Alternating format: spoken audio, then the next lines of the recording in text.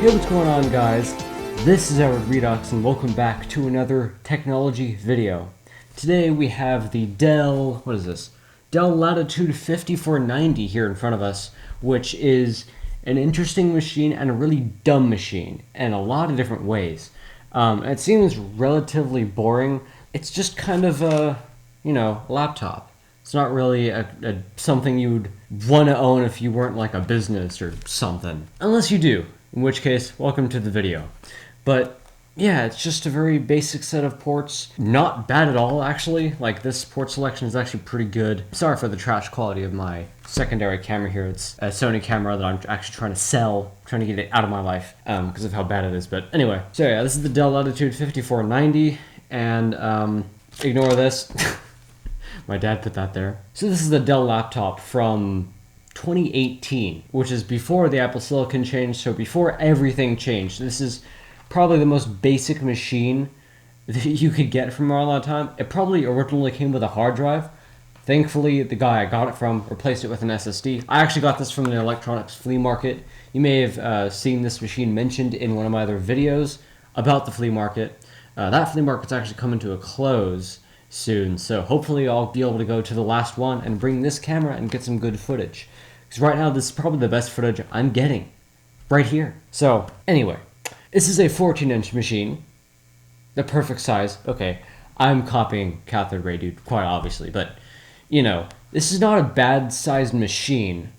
The problem is that the screen size is 1366 by 768, which is not good. It's kind of awful. MacBooks had them for too long. The MacBook Air 11-inch was stuck at 1366 by 768 for its entire lifetime. I actually have one of those, and it's actually pretty decent on that, although the resolution issue when you're browsing the internet is very noticeable. You notice a lot of, parts where stuff kind of appears off the screen because it doesn't have enough room to exist on your screen at once. So yeah, that issue does still exist on this, except it's not an 11-inch machine. It's not Chromebook sized.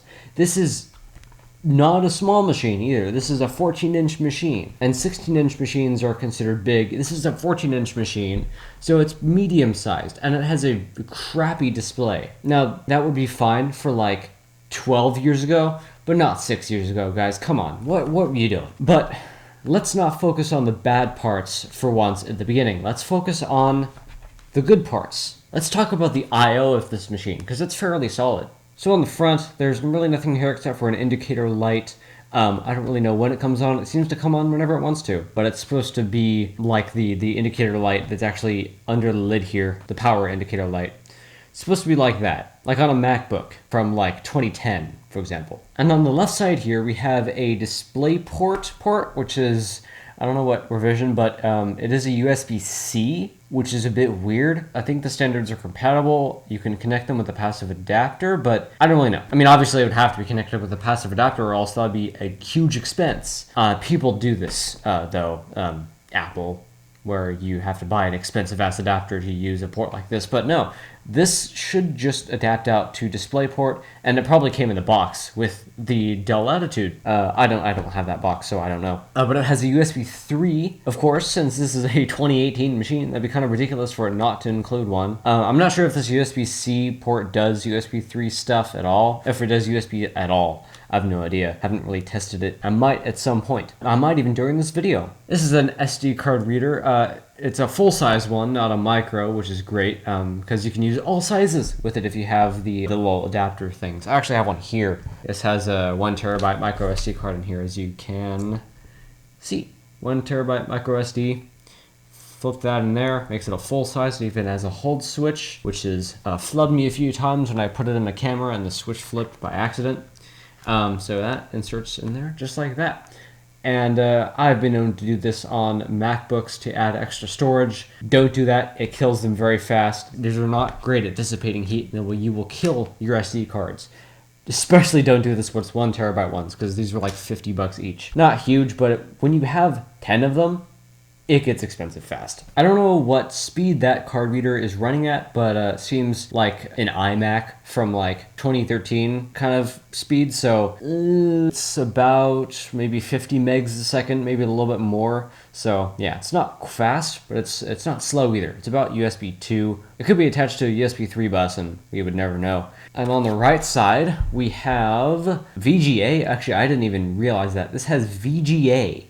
What the wiener? It also has what I believe is a Kensington lock port, which attaches to like a little cord thing. Maybe I'll put a picture of that up on the screen here, that you like nail to something. Like you wrap it around a chair or a table or a metal rod sticking out of the ground that's mounted in your flooring or something. So it's like a stationary machine, like a library. That's what that's for. This is another super speed USB 3.0 USB port on this side, which will come up later, having one USB port on either side, because yes, on the back here we have actually a lot of the useful ports, including the power one, which is weird. I mean, all MacBooks, they don't have ports on the back, but a lot of PC laptops, a lot of gaming ones too, actually have ports on the back, specifically Dell's. I'm pretty sure like Dell's all do, and Lenovo's do as well. I have a Lenovo ThinkPad that does as well, but this one is a good example of that. We have another USB 3.0 USB port. Actually, I think, are they all USB 3? Yeah, they're all USB 3.0 ports, which is good that there's no USB 2 here. However, there's one port on either side,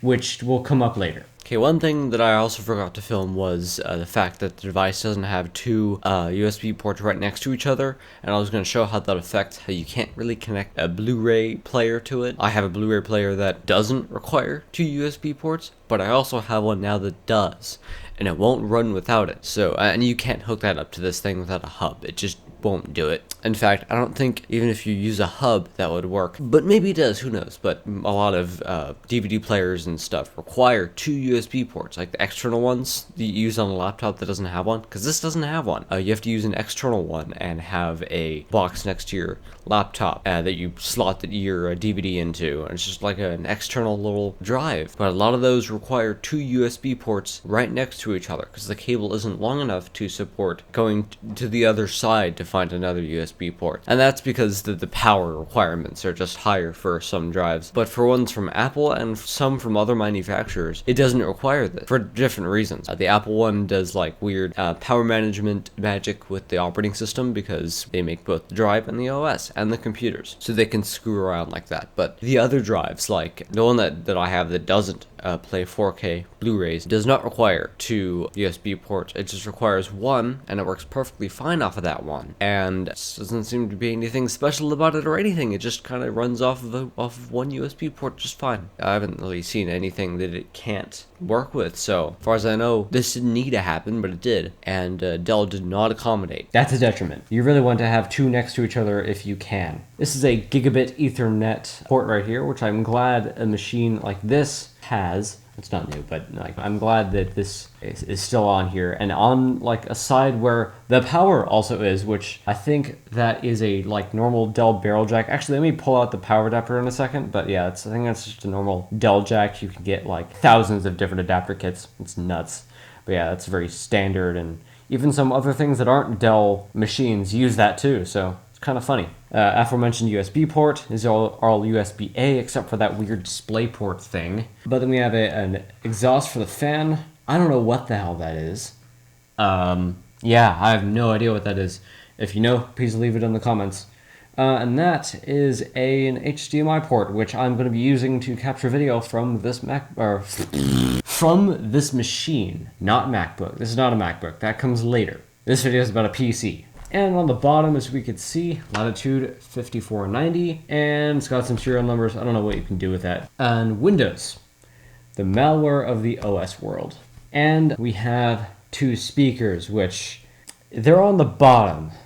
I don't know what Dell were playing at. There's speakers on the bottom. Now, I think I can see why they did this. Of course, if you're planning to use the machine on a desk, obviously the speakers will now be facing down to the hardwood, which is fine if you think that's okay. I don't. But apparently they did, because that's how this is clearly designed. If you use it in any kind of blanket, which, as we'll discuss later, is not their intent, it becomes a distorted mess, and you will not want to do that. I think most of the Dells from this era that I've encountered did this as well. My friend's 2018 Dell gaming laptop with the 1060 in it, the speakers, they seem to be in the front, but it's in a wedge shape, so they're like more on the bottom than the top. So when you try to use the freaking laptop on his lap, the speakers were just distorted. I don't know if Dell got a bug up their ass or something, but their designers did an awful job with this. And I don't know why. I also don't know if this is fixed in later models. I haven't done any research on it, but I know this does not work. More on that later. So the aforementioned Dell barrel jack here, that's a tongue twister. There's a lot of outtakes there. Let's check out what the power adapter is. It's actually not bad. So here's the box itself, which I'm glad it doesn't use a wall wart. Those are stupid, but most laptops don't, including this one. This seems to be a pretty normal Dell power supply. I don't know how many watts it is, probably like 100. Does it even say? I don't think it's a law that it has to say, but I think it should. It's 19.5 volts and 3.34 amps. I think the 19.5 volt is standard for Dell for use with information technology equipment. Made in China, no shish. Hey Dad, how many, what's 19.5 times 3.34? 70? Okay, so this is about 70 watts. It's probably 75 watts, but yeah, so 75 watt power supply in this size of adapter. My hands are small, but there you go. And this is actually reasonably sized compared to the stupidly large 30 watt power adapter that the Canon GX10 had in my previous decent video. So yeah, that's kind of weird. This is normal. And it has a Mickey Mouse plug, which these are not rare. And it plugs into Mickey Mouse's hole, which the dumbass camera is not focusing on. There you go. Want to see the mating ritual? Or here you go. And if you want to see all the text on the Dell power adapter, there you go. And I don't know how long this cord is. But you know what? I got a measuring tape. Hang on. I don't have a measuring tape. That was a lie. But yeah, and this just goes to a standard barrel jack. Or whatever. It's a standard barrel jack. Camera's not focusing. And it seems reasonably long. I do wish it was longer. And that's what she said, but it works. And it's good enough. The part that goes to the wall is actually less long than the part that goes to the laptop, which is good because the part that goes to the wall is heavier and is attached to the box, which should go on the floor. This is the part that would go up to your desk, where presumably your laptop is, or it'll go up your couch if you're using it on the couch like I do. So yeah. Oh, and I probably forgot to mention this, but the HDMI, it seems to do at least 4K. This does have Intel UHD graphics. Speaking of that, let's talk about the goddamn specs. I don't know why I didn't do that first, but whatever. So first, let's actually talk about how fast it boots. Let's do a shutdown anyway. This is probably going to screw me in several ways filming this, but whatever. Okay, it seems to be off. This isn't going to be a cold boot, but whatever. If you want to be safe, double the amount of time it takes to do a cold boot versus a warm boot. You want to give time, you know. So turn it on.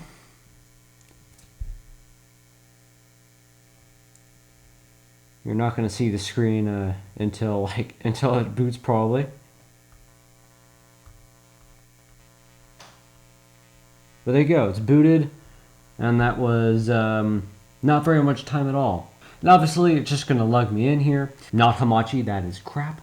So, this is actually my girlfriend and I, and if you hear any fan noise, that's because I have this thing set to maximum performance, I believe. But anyway, let's quit all this crap. And I'm going to talk about the specs of this machine. It boots in about 10 seconds, which is pretty good, especially for a rather low-end machine from 2018. It's not running off of a hard drive, though. This is actually running... Oh, get out. Get out of my hair. This is actually running off of a SSD. It's a SATA 3 SSD, so it's less fast than it could have been, because it does have an NVMe slot, but you can't have both. You can't have a hard drive or SATA-based SSD and a freaking NVMe SSD. There's just not space inside the machine for both. They both go into relatively the same place, so you can't put one with the other. No, wait, I'm stupid. This does have an NVMe SSD, but I couldn't put another drive in here because it goes in the same place as the SATA-based stuff. So yeah, same concept, but no, it does have an NVMe SSD in here, so that could be why it boots quite fast. However, I have many machines that boot faster than this, or just as fast. They all boot pretty much just as fast. Macs, PCs, doesn't matter. If they have an SSD at all, they'll boot just as fast, so yeah, unless they're anemic in some other way. So looking at the specs here, we have an Intel Core i5 from 2018, so it's 8th gen i5, so that's when they started being quad core here for like lower tier U CPUs. This is an i5 8250 at 1.6 gigahertz, which it will never run at. And it says the base speed is 1.8. I have no idea what they did or why that is. But as you can see, it's not really doing anything right now, and it's running at 3.38 gigahertz. Yeah, I don't think this thing will ever run at either 1.6 or 1.8 unless you tell it to do that. And really, you have really no reason to. It'll use pretty much the same amount of power, taking into account the graphics. You could probably get it to use like 2/3 the amount of power if you're running an intensive task, but for anything else, you might as well just stick with the ultra speed, unless you want like perfect silence and you don't care about the life of your machine. Most people are probably going to put it on one of the silent modes. Oh, not to mention that when your computer CPU is being slow and the rest of the machine is waiting for the CPU at 1.6 gigahertz, it could be busy doing other things, but no, it has to wait for more cycles, whatever you're doing. So yeah, you should keep it on the higher speeds. It may use a little bit more power, but it's worth it. So it has a quad-core CPU, but it has 8 threads, which to me doesn't mean much. I think the cores make more of a difference than the threads do, but maybe that gives some other benefit that I don't actually know about. So it has 4 physical cores though, so it's a quad-core CPU, and it has 8 gigs of RAM installed, which is 2400 speed, which is actually better than I thought. I thought it would be like 1866 or maybe 1600 megahertz speed RAM, but yeah. And this is only using one slot of it, which is pretty good because you can just get another 8 gig stick, hopefully of the same kind from the same manufacturer, and upgrade this to 16 gigs just like that without actually having to replace any parts. You can just put one more stick in and you'll have more RAM. You can even put a 4 gig stick and have 12 gigs of RAM, which is pretty good for this kind of machine. I mean, I'm not sure what you'd run on here that would use that much memory intensive wise, because it only has kind of an anemic processor for today's stuff, but today's stuff uses way more RAM, as you can see. I just booted the computer and opened the Dell Power Manager, and this is somehow using almost 4 gigs of RAM. It's only using half the RAM. That's kind of ridiculous for a fresh boot. But there's probably some illusions with that. That's probably not realistic. If you started a program that used most of the memory, that would probably clear up pretty quick. Windows tends to do that, tends to play tricks with you. That's why I hate it. But yeah, so that's a lie, but also not. So take of that what you will. Anyway, we have an SSD, which is an SSD that I didn't put in here. Someone else put it in here. It's rather low capacity, though. It's only 240 gigs. I would have preferred like 500 for a machine that I use every day, but well, this probably is good enough for most people. And even then, most people could just buy like a $50 2 terabyte USB stick from Buffalo and then use that as storage just fine, which would work great with this machine's 3 USB ports that are 3.0 speeds. But anyway, so yeah, this has a relatively fast SSD in here. I don't really know the speeds. I don't need to know the speeds. It's fast enough for everything that I'm doing, so it doesn't really matter. The most intensive thing I would probably do with it is copy files off onto this Buffalo SSD that I mentioned earlier. Let's see how fast that goes later. The Wi-Fi chipset is the Intel variety. It's a dual-band wireless AC 8265. If you know what that is, that's great. I don't, and I don't care. It seems to work perfectly fine for me. It's not taking full advantage of our network speed, but it's also not leaving much performance on the table, so you wouldn't really want to upgrade it even if you could. It's fine. It's good enough, and it works, and I haven't had any issues with it, which is all I can really ask for. The GPU is of the Intel variety, which is not good. It's an Intel UHD Graphics 620 that's what are called integrated graphics, and they're built right into the CPU chip, which is great for making small machines that are efficient, but very bad for making machines that run 3D games or really anything. Like, these just aren't very good, but they're good enough for some things. And let's take a look at some of those things. Maybe in a future video, I'll take a look at something that probably shouldn't be running on here, like Doom Eternal. If that'll even launch. I don't even know if Doom Eternal is compatible with the resolution of this. Let's actually prove what the resolution is. It's 1366 by 768, and that is ass. I don't even know if Doom Eternal can support that. I know one thing that can support it, though, is Minecraft. But before we go into games, I'm going to do that SSD test, and I also want to show you how this CPU, and by extension the CPU and the GPU, are both limited by power. There's a package power limit, no matter if you have the power adapter connected or if you're in one of the higher performance modes. I think it might decrease the package power limit if you put it on to one of the other modes, power-wise, in the Dell Power Manager down here. And as you can see, the base frequency of the CPU is 1.8 gigahertz. I think that's what it actually is, rather than the weird other number, 1.6, that Task Manager told us. I don't know why it did that, but anyway. The package power that it's using right now is 2 watts. The package power limit is 25 watts, which my iMac in the other room, its CPU alone can use 40 watts at all times. So yeah, as you can imagine, that's probably a limit that you will hit quite frequently. You might even hit it when loading web pages. Let's see. Let's load YouTube. And yeah, we hit the power limit already, just loading YouTube. And it's constantly hitting it. And when you're playing games, you'll pretty much be constantly hitting that limit at all times. So keep that in mind. And I have actually tried to find a way to raise that, and I have not been successful. I tried different versions of what's called the Intel Extreme Tuning Utility, or XTU, which seems like it enables you to do this. But apparently this Intel chip isn't compatible with it, this particular i5. It just doesn't have that feature unlocked. And that's not what the U means. The U does not mean unlocked, it means ultra portable or something like that, which means it's crappier, not more better.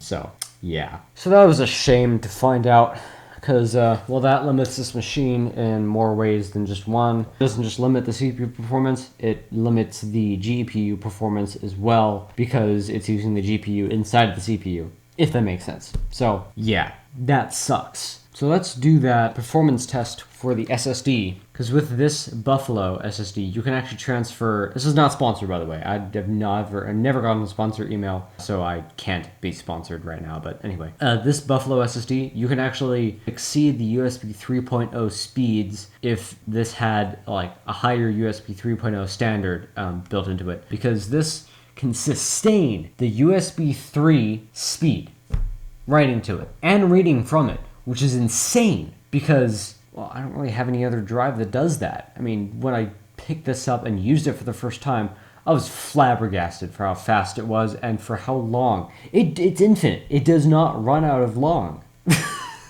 It will do that forever. And that really, this gave me hope for technology, because if something like this exists, anyone can do this. Spit on my screen. Anyway, let's try to find something in here that is big enough. I don't really store anything on here. We might have to go searching for a file. Yeah, we're gonna have to go into my Nitor and grab off one of my renders and copy it to the internal disk, just so I can copy it to a thing. Let's do Fly You Fools. Let's copy that. Also, yeah, that was a fail. Can't upload that to YouTube. Copy it to my desktop. There we go. I like how fast Windows will mount drives. I don't know why macOS takes so long sometimes, but it just takes forever. Okay, the network is being ass. Go faster. I'm gonna get a drink. Any second now. 5 seconds. And okay, now that's done. You can finally see how fast this works. So let's copy this 3 gig file onto the SSD. And as you can see, it goes about exactly the USB 3 limit, which is that. It just sustains the entire way. Okay, I've never seen it do that before, and somehow it's on this crappy laptop. Okay, oh my god. It was just a straight line. Please, if you think you can do that, try it. You can't. That was insane. Yeah, I'm pretty sure copying a file off is not going to be that way. So let's see. Let's copy this 4K video off onto the desktop of this computer. And yeah, it's going up and down. But yeah, it's hovering around the USB 3 limit. So it's definitely hitting that limit and staying there. Oh, that's weird. That's probably actually a limit of the drive in this machine though, not the Buffalo, because reading is easier than writing usually for SSDs. So the SSD in this computer is probably worse than the Buffalo I have sticking out the side of it in the USB 3 port. That's nuts. So yeah, obviously it's not a top of the line NVMe SSD, but it's good enough. Anyway, what was I gonna do? I was gonna test the speakers.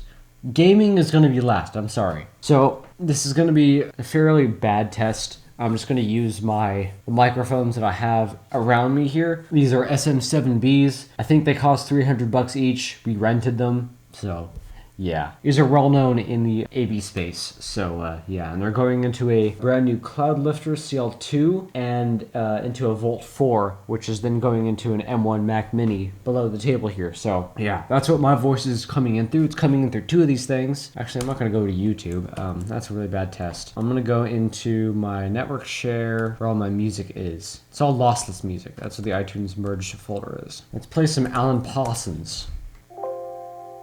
Oh, geez. Okay, I'm setting this to 70% volume. I want to put it, as the designers clearly intended, flat on a table. So I'm giving it a fair shot. Okay, let's set up the microphones. Oh, jeez. That was nightmarish. Let's hear this thing. So, I'm going to sound really loud here, but let's play some Alan Parsons.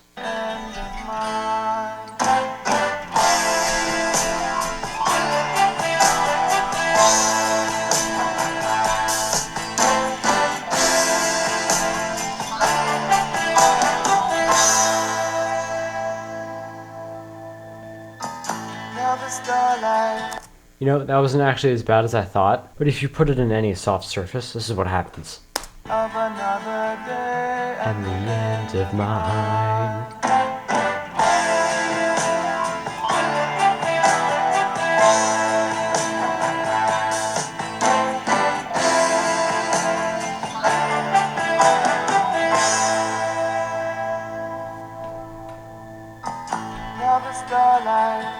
Alright, that actually sounds better than I thought it would. I'm not a liar. Here, I'll show you.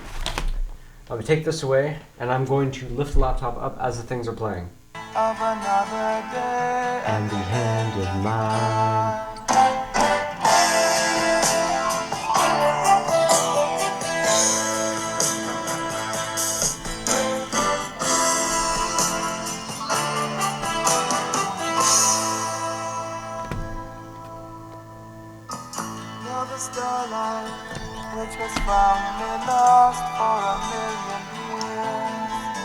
You know what? God damn it. It's hard to freaking make a video where everything makes you sound like a liar. Whatever. That sounds okay, I guess. That was a fail. But really, if you try to use these speakers and at any volume in blankets, you can't. You won't want to do that. You'll have to put something under the laptop to get it to not sound like dookie water, and that's not comfortable. And that's not even good enough. You have to put it like up here. So yeah, trying to use a laptop like that is pretty miserable. You don't want to do that. So the solution is headphones or an external speaker set. You can't use the internal speakers like that. It just doesn't work. But it turns out on a hard surface, it's not that bad. Better than I thought anyway. So the speakers are pretty good. They have some good bass. There's just only 2 of them, which is actually works really well here, but there's a lot of distortion. It doesn't sound very good no matter what. Sometimes the case will do that thing where it reaches like it vibrates with the speaker, basically. I'm pretty sure they have safeguards against that in here, but sometimes it still happens, although it's not common. But these speakers are not very good, and they're definitely doing trickery to make them better than they are with this thing called Max Audio Pro, which is required basically to listen to music on these damn things. You really don't want to use it without this. So yeah. But in terms of inbuilt software, I don't really know what else this came with. All I know is what I can see, and that's what I can see. Oh, and Dell Power Manager. I actually had to go track that down. So that's one feature I kind of failed to show the shortcomings of, but trust me, they're there, and you do not want to use this on a blanket or in bed at all. It just doesn't work. Unless you have headphones you will always use. You don't want to use it in a bedroom or anything. Use it on a desk if you can, if you're going to use the internal speakers. Let's talk about the keyboard here. Ignore how these keys look smashed in. You can't really see it on the camera here, but these keys are definitely smushed in. I fisted this computer. I got mad. But the keys still work perfectly fine. They all work completely fine still.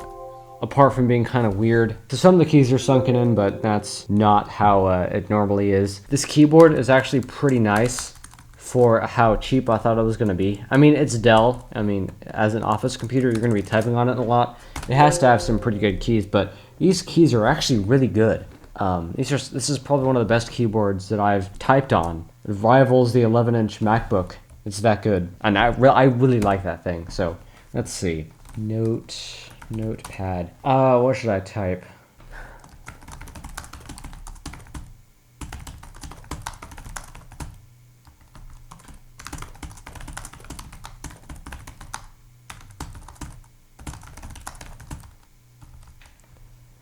Boom, boom, boom. Boom, boom, boom, boom. Anyway, so yeah, the keyboard's okay. No, the keyboard is freaking excellent. And yeah, wow. The arrow keys are kind of dumb. Like they're giant and they're also spaced out. So some people may like that, gamers won't. There's no weird key placements apart from FN. I don't know why, but I think that's wrong. I don't think FN goes there normally. I think that's incorrectum in the rectum. And speaking of the tray of the machine here, we have the Intel Core i5 sticker, and we have a trackpad, which it's all right. I mean, it's better than a lot of trackpads I've used. Like, it's better than the ThinkPad that I used. I like the buttons. The buttons are good. I mean, there's not a lot of click, and they're definitely mushy, but it's tasteful. I like it. And the trackpad's also big enough and, pretty responsive. I like it. I could play games on this if I was forced. And I did, actually. That's why I played through the entirety of one of the Wolfenstein 3D packs, because it just felt right, and I wasn't used to that. So yeah, let's play some freaking games on this thing, which first is Minecraft. So let's go and launch that. This is through the Betacraft launcher with some random Java version. I think it's Java 8. Java 8. Some update beyond 200. And 2 gigs of RAM. The game barely uses 512 megs. So that's actually what it was set to originally. I upped it to 2 gigs. Betacraft introduces many fixes to old Minecraft versions. Not game-changing ones, at least unless you couldn't play Minecraft at all because of some of these bugs. It has fixed some of those, like some GPU-related issues. I actually had to fix a GPU issue on this machine not too long ago, trying to run, semi-old versions of Minecraft, like versions from 2013. A lot of those won't run on the Intel graphic drivers that are up to date for this machine. It'll only run properly without like visual glitches and stuff on a freaking crusty version of it, an older version from like 2022. Because apparently Intel did something that fucked it up. Why they did that, I have no idea. Yes, also, it is actually 2 a.m. Anyway, let's play some Minecraft. So having the Intel HD graphics, we kind of have to dial back our expectations, or you might know exactly how this should run, or your expectations are just fine. I'm going to put the sound all the way up. I'm also going to not limit the frame rate. It's going to Alpha Place, which is an alpha Minecraft server. Ah, damn it, it's nighttime. And yeah, this machine is now screaming. And that's another thing, cooling. This machine has air vents on the bottom. I don't really know if those are crucial for like grabbing air and forcing it through the fan. They might be. And if you're using it on a blanket or something, or on a bed, the side of the machine that near the power adapter, where the power goes in, gets uncomfortably hot, like where you wouldn't want to hold it, and you definitely wouldn't want to put it on your lap. So yeah, that doesn't seem safe. But other than that, it seems fine. It seems to cool all right, pretty well for what it is. I mean, it is screaming, but it's not bad. Alpha Minecraft is weird. Actually, this is beta 1.102, but same difference to some people. But anyway, yeah, so this is not bad. It's running okay. Of course, I turned the graphics down to fast, and it's not exactly running at its most stellar FPS or frame times. The frame times are pretty bad, but that's just Intel HD graphics for you. Or Intel UHD, it's just Intel integrated graphics. That's just how they are. Unless you're in full screen mode, but I don't think that trick works on this. Yeah, no, it runs about the same. Maybe even a little bit worse. Yeah, okay, might be running a little bit better, but it looks chunkier. Like, it just doesn't look like it's 60 FPS anymore, which is weird. I didn't have that issue before, but if we go to, like, normal render distance, which is about what the server is going to show us, then yeah, it's fine. This does not look like 60 FPS. Let me actually go back into, out of full screen. I don't know which one is better. Alright, this is definitely playable, and it's also playable on fancy graphics. But if we go into the Intel Power Gadget here, which you can't get anymore, sadly, I have it archived, so that's how I have it. The CPU temperature is hovering around 70 degrees, which is very good. The fans are basically on max, because this is on max, ultra performance. And the CPU is not being utilized a lot. The GPU is almost fully being utilized, and the CPU, the package is sitting at 16 or so watts, and the limit being 25. Let's put that to the side, and let's see if this gets up there. I mean, it might not. I mean, it usually will hover around 21. 21. Yeah, I'm ancient. Shut up. The Intel graphics are going. Intel graphics go burr. What I'm going to do is actually go down and TP to my base, because there's a lot more stuff in there.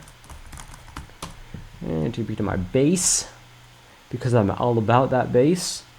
And, yeah, my base brings, and the area surrounding it brings a lot of machines to their knees. And this one's no exception. The Intel HD graphics are just hammered. The temp's going up, actually, but not that much. There's actually warm air coming out of here. That is doing a pretty good job of cooling the CPU. Who's on?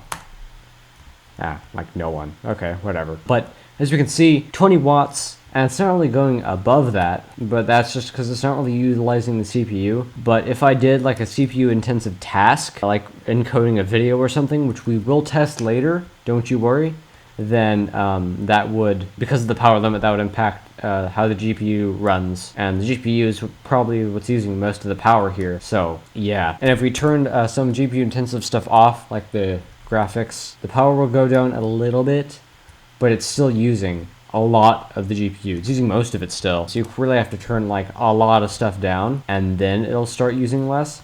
I got this to run at perfect 60 FPS the last time I was on here. This time I can't get it to run consistently, like at all. It's just, ugh. Like, I don't know what's wrong here, but if I go back to where I was, it might run a little bit better. It was running fine the last time I tried this. Maybe it's because I rebooted the machine. I've rebooted since I last did this. It doesn't feel like 60. This runs at 60 FPS perfectly normally. Actually, on maximum everything and fancy graphics, it'll run at about 50-ish FPS, like right around there. But the screen will like lag, like there'll be some input lag, like screen update lag, like that. It's like a 1/7 of a second until the screen updates, which is noticeable. and it's like that on fast as well. I think that's because it has to share RAM with the system, and it doing that is probably why, because it has to interface with that, and it's slower than VRAM. So yeah, keep it on normal if you want consistent frame rate and very good above 60 FPS. And in fact, I will go in here and limit the frame rate, so I'll be getting worse frame times. The latency won't be as good, but it's good enough and smooth enough to where I can play it, and it still says the 60 FPS even though it doesn't feel like it. What you're seeing is not 60 FPS, like it just does not look like that, but it runs pretty well with that. So yeah, I just keep that on that so the laptop doesn't get hella hot. It will anyway, but there you go. So those are the recommended settings that I use for this. So yeah, let's test something else. I don't know if I downloaded Portal onto here. I guess we'll see.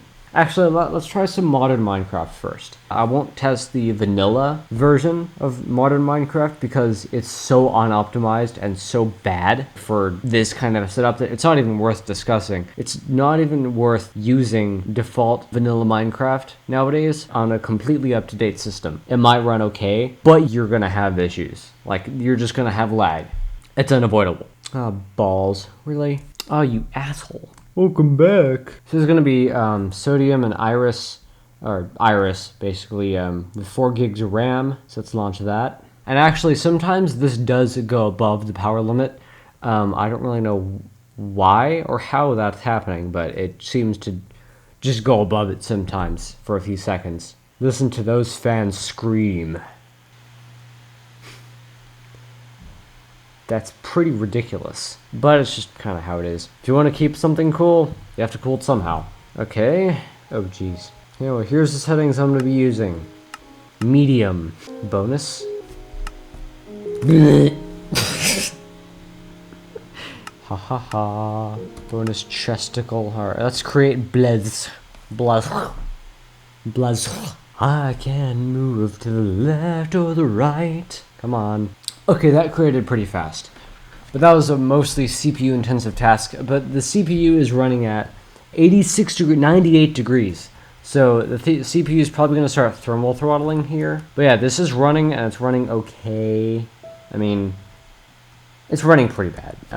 Let's turn the graphics down. Stop trying to be awesome. Fast graphics, particles decreased. Smooth lighting off. I don't know why I had that on to begin with. Yeah. Yeah. You do not want to be running integrated graphics for this. It's being power limited to hell. It's stuck at the package power limit, and it is not going above it. I mean, it's okay, and while you're playing, you might not know. Okay, no. This is a bad experience. Even with this is taken into account that I have freaking Iris installed, which is the thing that you can get a freaking MacBook from 2011 to run this game at like max settings, screen share with OBS or screen share with Discord, and still run it at hundreds of FPS. At hundreds of FPS. Or so this is awful. Like, you don't want to play this. This is bad. Don't. And there's no real good way to make it better. Just get a better laptop that doesn't have, or that has better cooling, because that's really what's limiting us. I really hope I have it installed. I do. Thank goodness. Let's play some Portal. This is a game from 2007. It's been patched this year so far. So, I mean.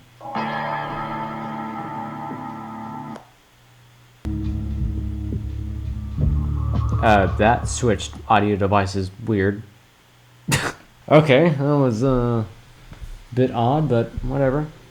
The fans are screaming once again, and I can't see my Intel gadget anymore, but whatever. So we'll look through the settings here. Yeah, 2 speakers, yeah. Video, advanced. They should be able to do this pretty well. I mean, it looks ass, but that's just because it's, you know, 1366 by 768, which doesn't look good no matter what. In fact, I'm actually going to turn anti-aliasing all the way up if I can. Okay, that looks a little less trash. Let's use test chamber 04. Welcome to test chamber never mind. This runs Oh.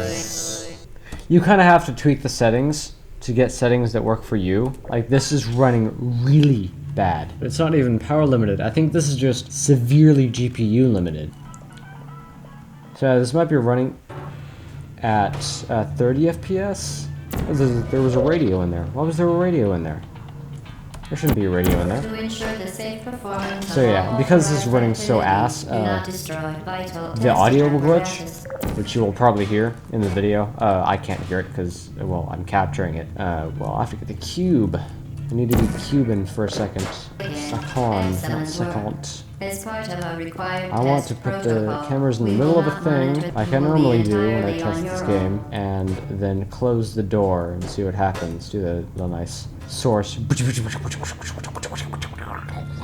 So let's see what happens. Yeah. One time I was even able to carry the cube through and make it through. Okay, I made it through. And I can carry one of the cameras with me. Maybe can I carry both? No, that one's fucked. And if I stand on here for too long, I'll probably die. Which is fun, but no. Let's go. So this is playable, and this might be like what the PS3 folks would have experienced. Portal 1 on the PS3. This is probably what they experienced. But that shouldn't be excusable, and this is pretty ass. And of course I can probably turn the settings down to, you know, get it to 60 FPS, but yeah, that's not really worth it. You just play it at the stable 30 FPS that it has. Let's see, what else is there? There's Pal World, which I think I have tried to play this on here, and it was so unplayable that I uninstalled it. You know that this thing is going to be limited to like the classic titles like Doom, Portal, and EC Wolf. So it's like Wolfenstein 3D. This is the pack that I played. And that isn't the game that's making the CPU run out of control. That's just Steam. So yeah, this does work, and it works pretty well, and it works so well under normal conditions that I was able to get all the way to the end and then die over and over and then almost break the computer from being so mad and punching it. So this does work. And would you want to play this? I don't know, but I did at one point, and it usually runs flawlessly. For some reason it doesn't right now, but it does normally. Again, it's probably because I'm capturing it, or it's because of Steam. One of the two. Another great option for many old computers, Macs and PCs, for extra content for old Minecraft is Ticket Classic. If you can actually get Ticket Classic or anything that can load it to launch, that is. It'll run, and it'll run decent enough, or it won't run decent enough at all. But if you're on a machine with anything, like a Mac Pro from 2006, it'll be able to run this and pretty well as well. Or on a 2011 MacBook Air, it'll run this pretty well. And it'll run it pretty well. And it runs it so well that I made a world and I was messing around with no, I wasn't. Wait, what? Okay, now I'm confused because I thought I had a world where I was just messing with nukes, but apparently that was some other thing. Oh no, that was my custom mod pack. This is Ticket Classic, and it's a really good mod pack for Minecraft 1.2.5. You can run on like Java 5 just fine, I think. And if you have something that can launch it, well, you can launch this. Like Magic Launcher, you can launch it through that, through a little bit of setting up. If you guys want me to, I'll make a tutorial on that as well. So this is my mod pack that I made myself called Diamond Dimensions Extreme. This is a mod pack that is almost 8 years in the making. That's not a joke. It might even be 9 years in the making. After I discovered Big Dig, which is a 1.5.2 mod pack on Technic, by the way, I decided I had to stuff as many mods in it that I wanted, that I could. And I even tried ones that I couldn't, but I tried anyway. So now it ballooned to about 200 mods. The rest of the mods that it says that are loaded aren't like actual mods. They're like child mods. Like Pam's Harvest Craft has like 50 different child mods. So that's what those are. And this version that's actually on the Technic launcher itself that I put up there is modified slightly to run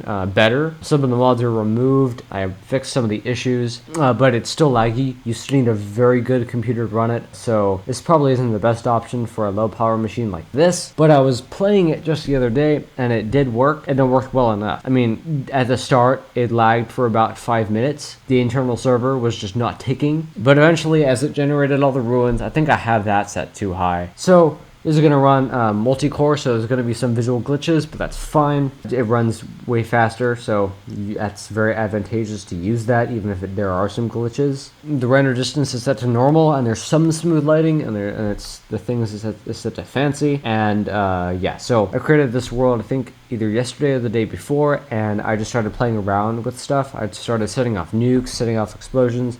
I think the last time I was in this world, I crashed because I was dumb. Yeah, do not use the boomstick to ignite these TNT, because that will break it. Holy wiener. Okay, maybe that's not a good representation of how well this runs, but it did alright, and items are flying towards me because I have the too many items, sorry, the not enough items thing set. What the heck? Why do I have ball syndrome? What happened? Why am I blind? Did I fall through the world?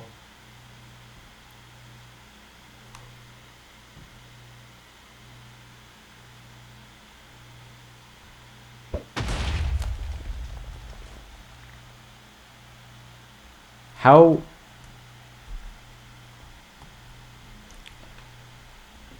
What just happened?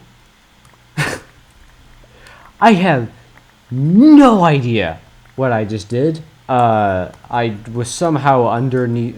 I have not played Minecraft in a while. Not seriously, anyway. Oh, look, there's Q-bots. Kill them. I don't know what this is. It's weird. But, yeah. Ooh. All sacks. Ooh, diamonds. Anyway. So, yeah, this runs okay. This internal server will lag from time to time, so what that means is you'll have a lot of items that you can't pick up unless you wait a while. So, a lot of mobs might stop moving, and other issues like that.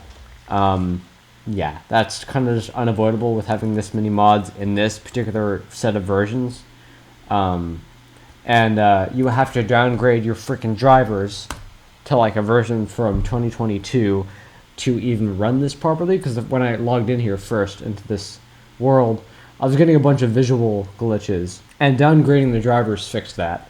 I don't know what else that breaks. Maybe that's why Portal was running ass. Maybe that's why Minecraft, or maybe that's why Alpha Minecraft was running ass. Also, this is shit. If you jump into it, it gives you poison and slowness, and I think it's supposed to give you hunger. Or maybe nausea, but I think that's actually called sewage, which is fun. I think dynamite. Oh Jesus. Okay, but yeah. So that's poop water. You don't want to touch that. Oh, nice. Anyway, let's move on from this, because this runs okay. You'd be happy running this if you have no other means of running it. Yeah, or at least you should be, because you're lucky. You don't need a full-bore machine to run Minecraft. This runs fine. And you can even blow everything up with the boomstick if you want to. It doesn't lag at all, which is awesome. But don't blow up the TNTs with it, because you'll crash your game. Let me actually do that so it saves, and then do that. That crashes the game. Don't do that. So anyway, that's basically gaming on this machine. What other aspects? Battery life.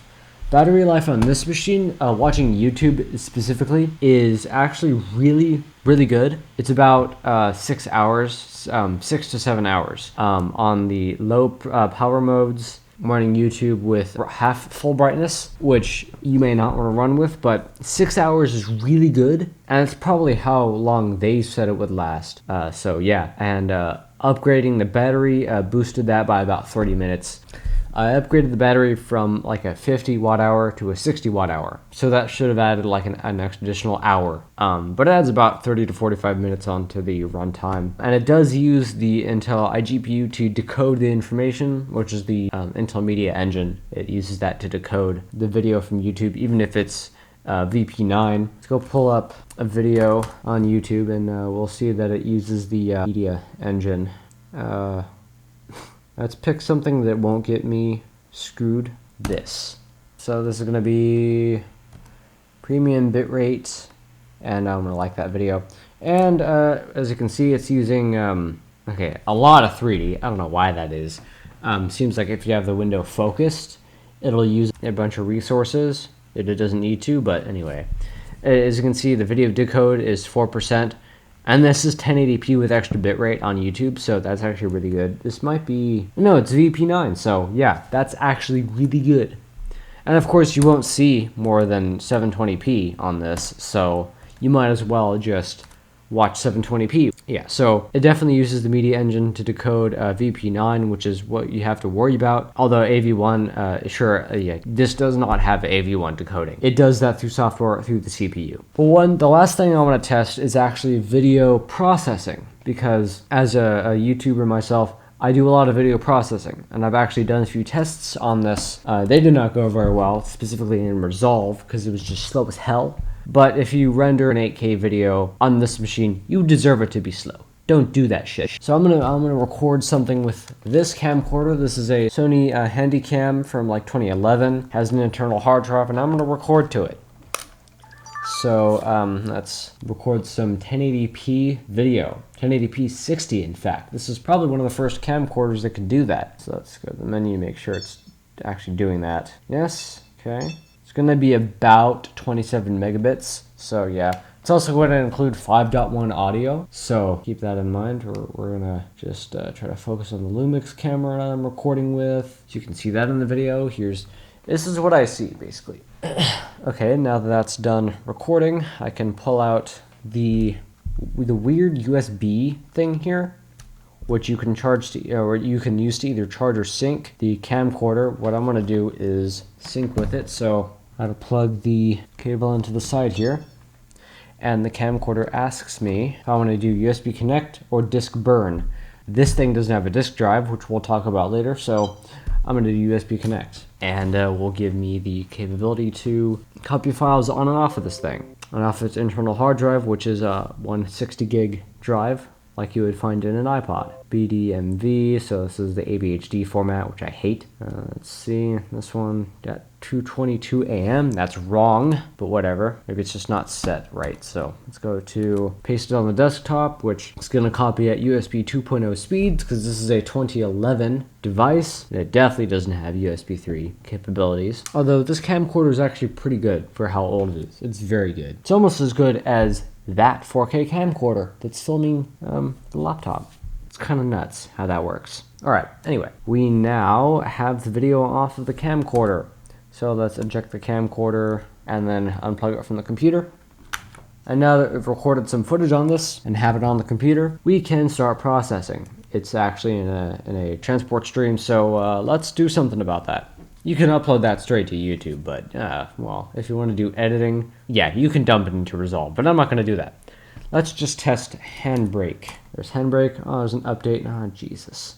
Fine, download it. Pretty sure 1.8 came out, so this is actually a pretty old version. Yeah, 1.8.2, so I don't know what the heck I'm doing with 1.7.2 on here. Or 3, or whatever it was. Okay, there it is. Don't need a shortcut. Screw off. Did that not even... It didn't even start up again. Okay, great. Nice Handbrake. Oh, come on! You know, if you require me to get an additional package to run your software, make it a one-time deal. Don't make me update that software. Especially if it's by Microsoft. Ugh. Okay, you better work now. Yes, it's working. I think. There it goes. Alright, so now we can drag a file on here. What I'm going to do is what's called video transcoding, and it's going to take our video and it's going to do stuff with it. It's going to compress it or convert it to a different format and compress it, stuff like that. So we're going to do AAC, sorry, mix down 5.1. Yeah, bitrate, we're just going to put it as 640. H.2.3 is pretty ass, but whatever. So yeah, go to video. I'm going to set this to the same as source. And what this is going to do is use the CPU for transcoding, which is not what you want to do usually. You'll want to use the Intel QuickSync video, which is the media engine. So yeah, do that. Set this to quality. Encoder preset, you want that to be high. I don't know what that does. The bitrate of this video is 27 megabits. Yeah, 27 megabits. So we're going to set this to what? 8,000 for a 1080p 60 video. And that's going to convert it. It's going to convert the audio to AAC from AC3, and it's going to compress the video using the media engine in the Intel UHD graphics integrated into the CPU to do compression within the codec itself. So here we go. Preparing to encode. This is going to go by pretty quick. So yeah, it's going to use, what is it doing? It errored.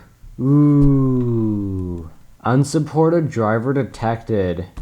So I guess this gets a fail in the video transcoding section. You will actually have to do software transcoding with purely CPU. That's ass. Come on, freaking Intel. Stop, don't break your drivers. Oh, God, stupid ass Intel. Well, I can't do this anymore, so I'm just gonna test the software transcode, and whatever that is, then that's what it is. It's going to use a whole bunch of CPU power to do almost no work. Holy crap! Dude, that boosted to 40 watts. And instantly it's 100 degrees, so that's great. So that's going to go down. But it's doing actually better than I expected. It's doing about 30 FPS. That's only going to go down as the CPU power goes down. Okay, now it's about what it will stay at for the remainder of the time, about 24 FPS. So this fails video encoding.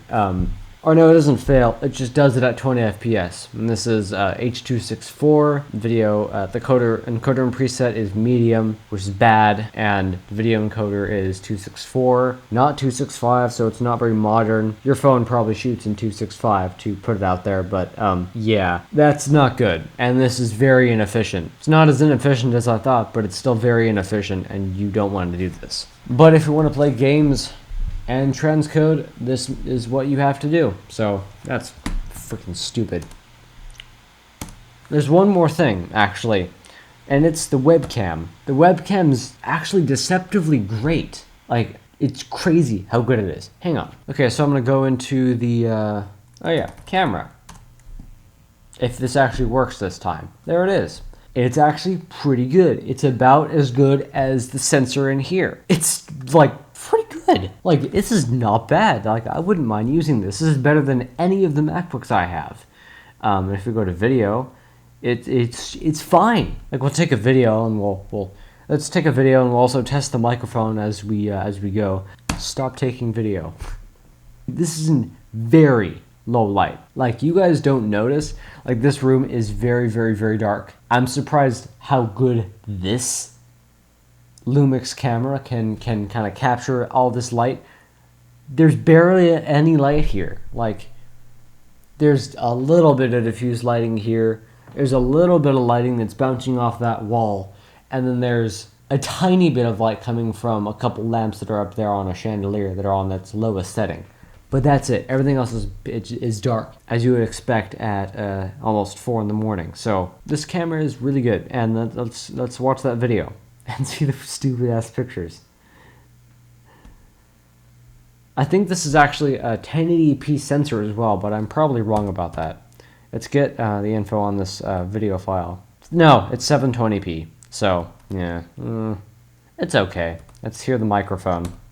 And let's take a video and we'll also test the microphone as we go. So this is the test recording on the Dell Latitude 5490. I finally figured out how to memorize the goddamn model, and so yeah, this thing is pretty decent all around. The CPU is pretty it's decent enough.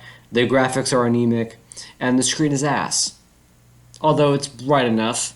You wouldn't want to use it outside, but it's bright. It's more than enough for inside use, and the resolution is an issue.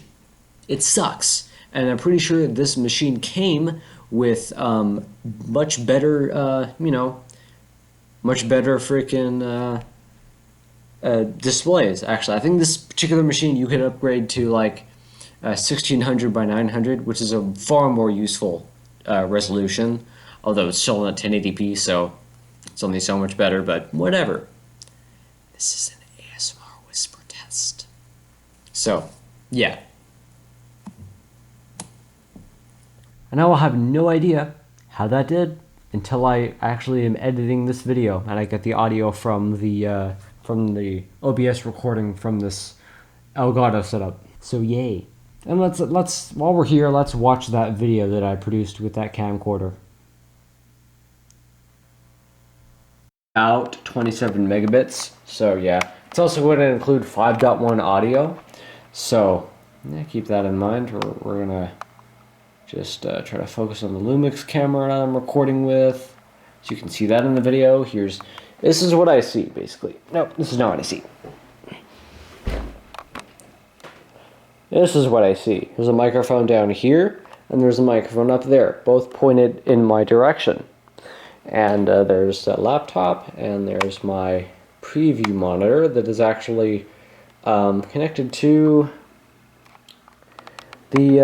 not the Mac Pro, but the Mac Mini down here, which is recording everything onto that SSD. And that's the Elgato capture card, the Elgato 4K, which is getting video from the laptop. That's how you're seeing the screen. OBS is recording that, dumping it onto the SSD, and Audacity is recording audio coming from the Volt 4 that's right there from the two microphones. And the two microphones before going to the Volt are actually going to the Cloud Lifter, which then pipes its stuff back to the Volt. And there's two studio lights here. And those are GVMs, Great Video Maker equipment, which that's actually the brand. This is something so I can control the Mac Mini there. So I can stop recording the stuff on that screen. And this screen is actually pretty cool because I can use a camera battery with it, which is actually a rechargeable 74 watt-hour pack right there, which just lobs onto the back of it. And I can also use it as a kickstand if I want to, so that's a big plus. And here's that Buffalo SSD from before, 2 terabytes. And there's my iPhone, and here is my Sony crappy Handycam camcorder that I'm using to film the table here with whatever's here. And there's a laptop here right now. And that is my preview monitor, and if I switch inputs on it with this remote, I can see the feeds from that camera or this camera. It's a pretty good setup, gotta say. And there you go. So that's about it. I just wanted to, practice doing what I do here, what I'm trying to start doing, actually. This is the first video in a series of videos where I'm here and I talk about stuff. That was kind of, sorry. So yeah, I plan to do way more of these. This is going to be the set. I'm probably going to make little adjustments here and there, like to the color, to the lighting. I'm probably going to have more lighting up here at some point because you can't really see anything on this camera, and that's a problem. Probably going to have a better mic solution. This is just kind of something I came up with on the spot, but it seems to work pretty well, and I feel like this video is going to be pretty good. So yeah, all around, this is probably a pretty good setup, and I intend to keep it for as long as I can. The Dell 5490, it's an okay machine. The display is ass. The webcam is great. The microphone is probably okay. The keyboard's awesome. Trackpad's pretty good. The CPU is decent. The graphics are anemic. Bad, basically. And the port selection is awesome. The battery is very good. And yeah, that's kind of how the laptop is. It's either there's good parts of it and bad parts of it, and there's more good parts to this than bad parts. But the ones that are bad are really bad, like the screen. And for 2018, it should have been better. But anyways, hope you enjoyed this video, and if you did, please leave a like and subscribe, and comment your rebuttals in the comments, of course. If you think I screwed something up, or could have done something better, or if one of my points about the machine is something you disagree with, like the CPU graphics being anemic or something or whatever, then I have a Discord server. You can join that in the description. I have a music channel, Demonized Soundtracks. Is this plug gonna go on and on? No, I'm done. Thanks for watching, and I'll see you all in the next live stream, short, or video. Whatever that may be. Thanks for watching, guys. Have a great rest of your evening. See you guys.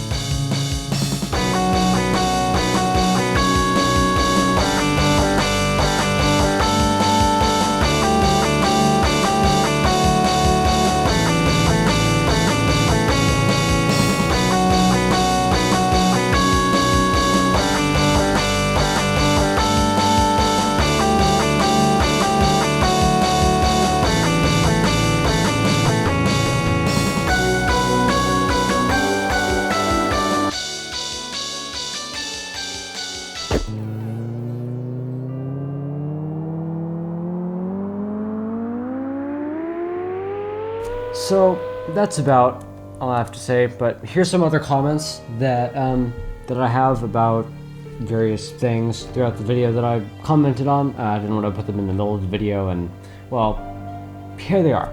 So let's just go switching back to the main camera. Oh, I should probably clap actually. So let's just go over the main I/O of this machine, because it's actually pretty dang good. Way better than you would expect for a 14-inch machine. Yes, this is a 14-inch machine. No, actually, that's not too bad. So this is it. On the side here, we have... On the side here... These are not very heat... but it could be attached to a USB 3 thing in there. I might test that later. Or if you really are a stickler for not wanting to get your machine stolen. You know, like we all are. We will like nail it to your freaking, whatever it's called, to your chair. So now you have to move your chair along with you every time you. Okay. Anyway, yeah, this one is no. This one is a. Ignore the cracks in the plastic. It's just. The fuck is that noise?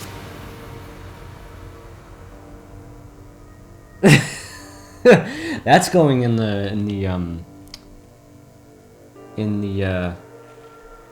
whatever the fuck. Anyway. Alright, I got interrupted. Anyway, carrying on.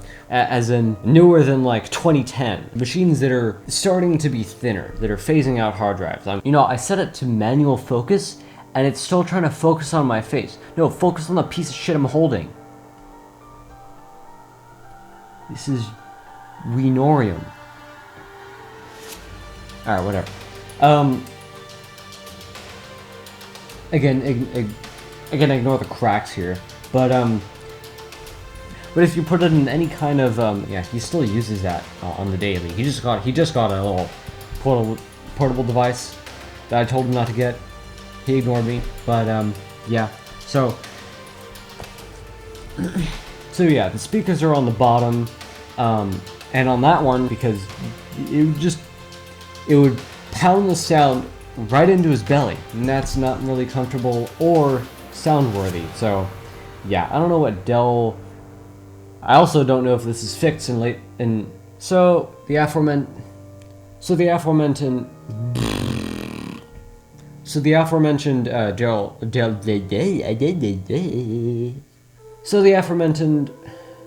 here's the, you know what? Yeah, I haven't actually seen these a lot, but I've seen these more than I think a lot of people would. I'm gonna put that in Outtakes. I don't know what that means. And it plugs into its. I did not put it. There we go. All right. Which the camera's not gonna focus on ever because it's dumb. Dumbass. Focus on the thing. Focus on the pocus.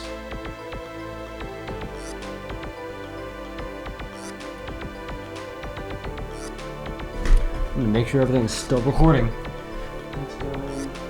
I cannot tell if that was recording. Oh, no, it is. Oh, and I probably this fuck.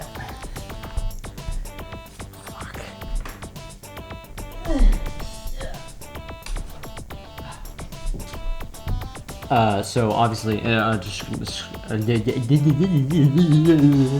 me just test the audio is working actually. I'll go in Outtakes. I can't actually hear it. That might be a problem. I'll fix that later.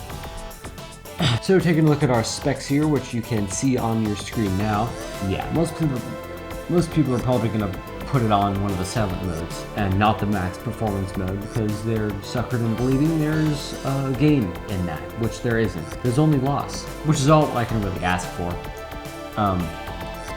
Oops. Package power it's using right now is 2 watts, which is actually more than I thought for a chip of this efficiency, I guess. I mean, it's a U-series chip. It should use way less power at idle. Maybe Windows is doing some kind of checking in the background. Who knows? Windows is malware, but anyway. And it's constantly hitting it. So, yeah, what the heck is this crap?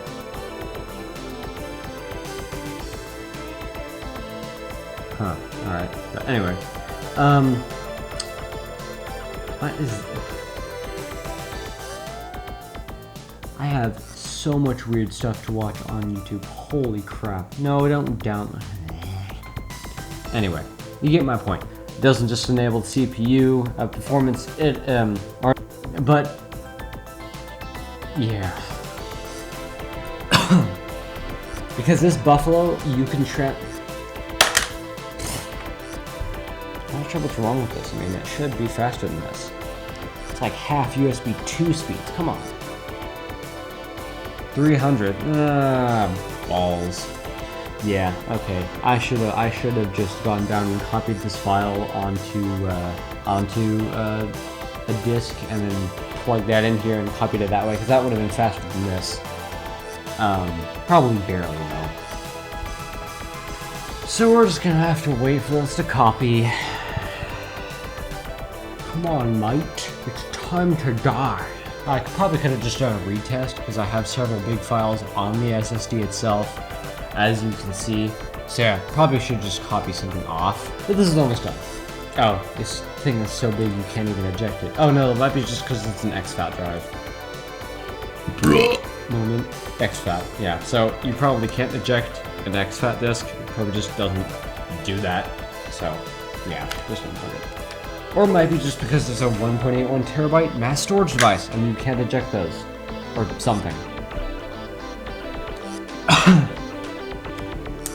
Anyway, which are probably better than any of your mics, to be fair.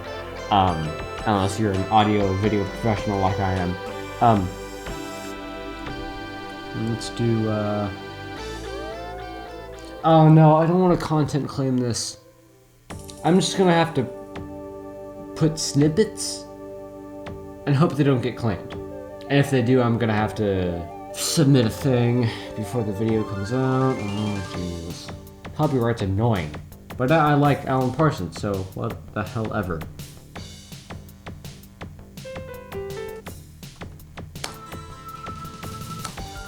That's going through HDMI. That's a problem now.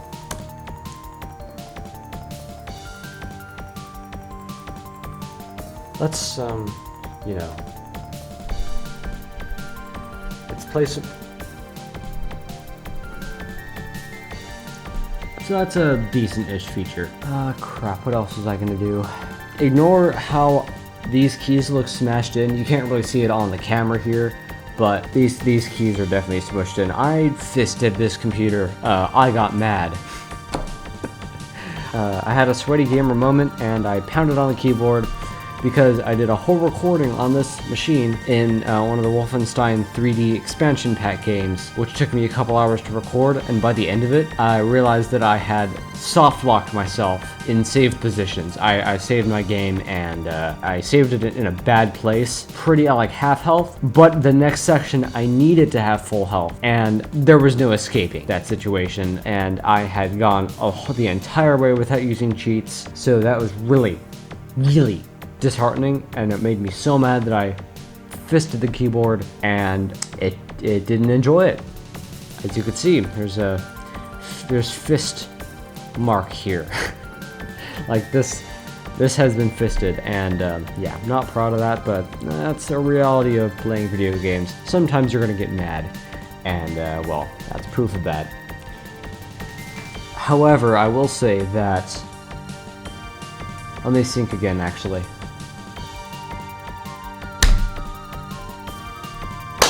Sorry if my audio is quite low. I think it's like update 384 or something. I don't know. Java 8, more than update 300. And is this brightness all the way up? Yes. Okay. On some Macs, actually, if you put Minecraft in full screen like an old version, it will actually run better in full screen, like by orders of magnitude. For example, a 2007 iMac can run this version at full speed on like maxed everything by just going into full screen. And if you don't do that, it's basically unplayable. So yeah, there you go. Maybe it's because I'm piping the video out to an external thing, because let's see. So yeah, the power limit isn't really being taken into account here.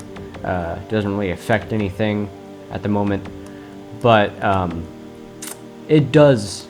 It does. Just, it isn't right now. That camera better still be recording. Good. Okay, so I have this set to, what? Oh wait, that's settings for the launcher. And actually, now that I'm realizing it, you probably wouldn't want to raise the package power limit, because you would get a lot of, you know, crashiness happening, which is not ideal, to say the least. And by the way, if you want to know, Optifine is actually worse than Iris now. Optifine is also actually worse than unmodded Minecraft.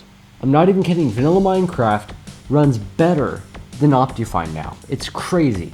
I'll also say though that I don't know if these issues are because I am duplicating the display, because I have the display hooked up to an Elgato capture card. It's running at the same resolution as the display, and it's just mirroring the display, so that shouldn't affect performance, but it might, and it probably does. Yes? Okay. Let's play some of the new Doom game. Oh god, it has to update. My tutorial is getting like shit tons of views, just for no reason. Just today, I had a YouTuber comment on my Minecraft tutorial on how to set up mods on multi-MC for like Minecraft beta, and yeah, it was getting a lot of views. I didn't think an actual YouTuber would find it useful, because they probably have industry resources at their disposal, so that was quite exciting. If you want to find out who it is, go watch the video and see. Look in the comments. Too many ruins are spawning, or trying to spawn, and that's what's screwing it up, because it doesn't. The internal server waits. This is all gonna go at the end, because I don't want to put this in the middle of the video, but the internal server waits for all the ruins to be done generating, that are pending to generate in the world, before letting you do anything. Now that might seem okay, and that might seem normal, because it is, but that causes big issues when big amounts of ruins are pending to generate, and they don't generate fast either. You might see them in the console flying by, but no, it's very, it takes a long time, especially if there's a lot of ruins to generate, and sometimes they'll clash with another mod structure that's also pending to generate, and will screw that up, and it won't crash the game, but it will do something funky in the console, kind of spam the console with a bunch of errors. So that's an issue that I can't really fix, except if I remove one of those mods, but that actually used to crash the game, so I'm pretty proud of how it turned out, while connected to the Elgato card. But yeah, so there's definitely issues with this approach to running this laptop with the Elgato card connected, but it's good enough for the video. So this runs this version perfectly fine, about as well as most things do. On some computers, specifically Macs, running a specific Java version, this F3 menu will crash the game, so don't do that. This is running at about 30 FPS. Actually, the F3 screen does lag the game, so yeah, be careful not to base your performance metrics totally on the F3 screen, because the game lags. I upgraded it from a 56 watt hour battery to a 62. Maybe it was a 52 watt hour battery to a 68 watt hour battery. I don't know. No, it's VP9, so yeah, that's actually really good. And of course, you won't see more than 720p on this, so you might as well just watch 720p, which uses, you know, 0. But this might be, yeah, this is, it's not AV1, is it? I think that might be AV1. So that'll be using pretty much all CPU, which sucks, but it's only 720p, so it doesn't take that much to decode it. Why they're using AV1 on YouTube for 720p, I have no idea, because that's actually even more inefficient than freaking H.265, so that's dumb, but anyway. Well, no, it could be way better, and it should have been way better.